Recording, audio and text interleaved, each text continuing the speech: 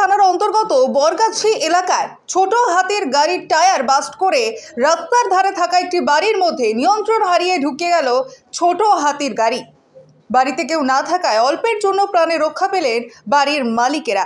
জানা গিয়েছে কাটোয়ার দিক থেকে কুন্তিঘাটের দিকে একটি খালি গাড়ি নিয়ে যাচ্ছিলেন বিশ্বজিৎ লাহিড়ী।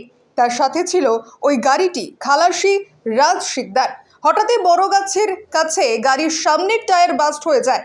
গাড়ির গতি বেশি থাকায় গাড়ি নিয়ন্ত্রণ করতে পারেনি গাড়ির ড্রাইভার। এরপরই নিয়ন্ত্রণ হারিয়ে রাস্তার ধারে থাকা একটি টিনের বাড়ির মধ্যে ঢুকে যায় গাড়িটি। অপর দিক থেকে আসা একটি মোটর বাইকের সাথেও ধাক্কা লাগে।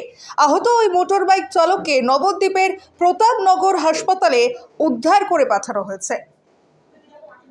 হয়েছিল আমি তো এখানে ওই গাড়িতে ধাক্কা লেগে আমরা মাঠে কলা কাটছিলাম তখন।